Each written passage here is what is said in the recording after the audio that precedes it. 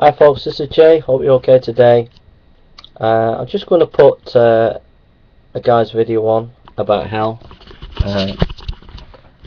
He's an atheist.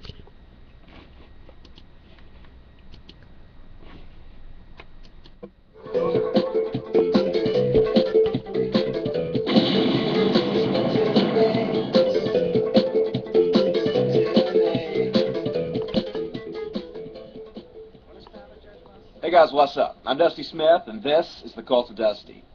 Christianity is, without a doubt, the largest terrorist organization in the entire world. With almost 2 billion members worldwide, there is not a single terrorist organization in the entire world that has the reach and the resources of Christianity.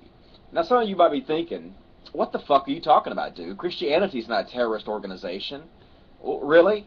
I was born into the cult of Christianity like most children, and believe me, from the time I was born, I was told every day of my life that if I did not submit to this dogma, I would be tortured every single day for eternity.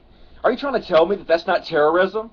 Fuck that. That is the very goddamn definition of terrorism. When you tell children that if they do not submit to your dogma, they will be tortured forever and ever and ever, that is fucking terrorism. In fact, that's terrorism of the worst kind because you're doing it to children. I was so fucking freaked out when I was a kid. I was so afraid that I was going to do something wrong and end up being tortured forever and ever and ever. Do you people even understand, even in the slightest, how traumatizing this is to the mind of a child? To tell them that they don't follow these certain set of rules, they're going to be tortured forever? That is the very goddamn definition of terrorism. So don't any fucking body try to tell me that Christianity is not a goddamn terrorist organization. So you get a bit of Dusty there. He talks about he didn't have a relationship with his father because he thought his father was going to hell. First of all, what does the Bible teach about hell? Let's just have a look at some verses. In Daniel chapter 12 verse 2 it says, "And many of those who sleep in the dust of the earth shall awake, some to everlasting life, and some to shame and everlasting contempt." Daniel 12:2. It says in Matthew chapter 5 verse 22, "But I say to you that everyone who is angry with his brother will be liable to judgment. Whoever insults his brother will be liable to the council, and whoever says you fool will be liable to the hell of fire." Matthew 10:28, "And do not fear those who kill the body but cannot kill the soul, rather fear him who can destroy both soul and body in hell." Mark chapter 9 verse 44, "And if your hand causes you to sin, cut it off.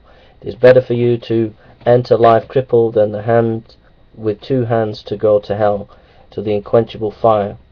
And if your foot causes you to sin, cut it off. It is better for you to enter life lame than with 2 feet to be thrown into hell." Mark chapter 9:44. Luke chapter 16:19-26, "There was a rich man who was clothed in purple and fine linen, who feasted sumptuously every day.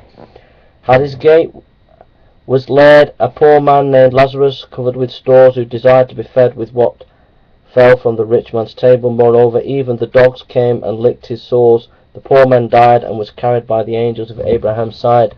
The rich man also died and was buried in Hades, being in torment. He lifted up his eyes and saw Abraham afar off and Lazarus at his side.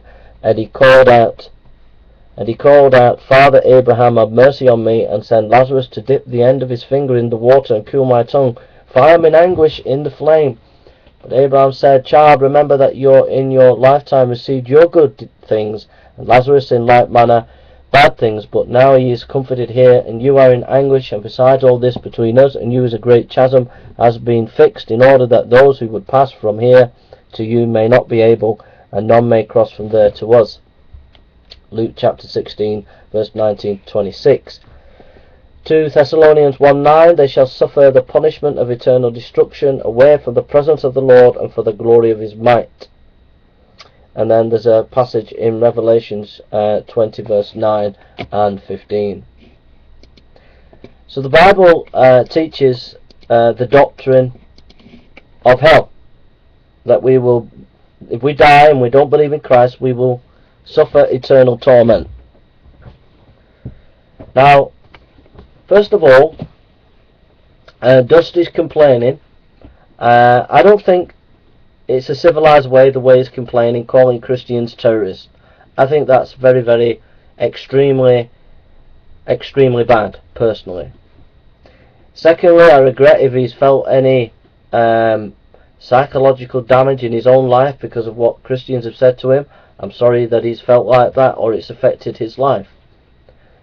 Thirdly, Christians don't say, if you don't trust, haha, you're going to burn in hell. What they say is, if you don't believe in Jesus Christ, a hell awaits you. That's where you'll be going, to eternal torment. So in other words, you know, it's your choice. You make that choice. Alright, you don't have to follow Christ, but if you decide to reject him, then it's not heaven, but it's hell. So the way he talks about Christians teaching children is just not true. Nobody can force anybody to accept anything, and no Christian forces people to accept Christianity. We teach Christianity, we share the gospel, but it's up to people freely to accept it or not, and that goes for children as well. Okay, so he's just exaggerating, totally exaggerating things there. Fourthly, or fifthly, I forget which one, but a doctrine of hell is good for children. It's good for young people. If they know where the barriers are, if they know what right and wrong is, it keeps their conscience in check. If they don't have a doctrine of hell, if they don't have that they will be judged in eternity for their actions, then their conscience will move over into immorality and it will do wrong. But if they know that they will be judged in eternity, they will think twice before they do things wrong. If we taught the doctrine of hell in schools and universities and colleges, we wouldn't have half the problems that we do with some young people around the world today. If the doctrine of hell was taught, it would stop juvenile delinquency in its tracks overnight. There'd be a massive revolution in our nation, in our nations, for the good, if the doctrine of hell was taught strongly in universities, colleges and schools. The next thing as well is, at the end of the day, the world is not just. Simple as. People get away with crimes, people get away with murders, people get away with things. And in this life, there is no real justice. People get away with crime, they get away with doing wrong things. The fact of the matter is that the universe is a moral universe, and God is on the throne, and he will judge. And when he judges, it's a righteous judgment. So I've got no problem with the doctrine of hell. I've struggled with it in the past, but I have no problem, because I have no problem with God being the judge. If he's the judge and he's in control, if he sends people to hell, it must be just, as far as I'm concerned. Alright? So I have complete confidence in God and in his justice, and he is a God who will judge, and therefore justice will be served. People will not get away with doing wrong. There'll be a day of judgment in which God will judge the world in righteousness, and it will be a righteous judgment. Okay? So if people go to hell and God does that, then as far as I'm concerned, God is just, and if he does something, it will be fine, it will be just, it will be according to his dictate. That is right. The problem with modern society and modern culture is we just don't realise how great God is. If you get a picture of the Hubble, from the Hubble, and you look at the universe and all the stars, God is upholding those stars with his power. They're only a little drop in the ocean of his greatness. They're only a little tip. The universe is only a little tip of the magnitude and greatness of God. So when we sin against God, we have no idea the horrendous crime that is when we reject God, when we don't believe in him. We've no idea the stupendous crime that is. That we must warn children and must warn people about the great crime of sin against this God, this holy, majestic God. And it cost God his own blood to sort this crime out at the cross. He sent his son to die on the cross. The fact that he sent Christ, who was God in the flesh, to die on the cross shows you the seriousness of sin and the need to trust in Christ. So I would say, Trust in the Lord and flee from the wrath to come. And don't go to hell, because it's a place for those who've rejected such an awesome and mighty and glorious God. Alright? Thank you for listening, and take care.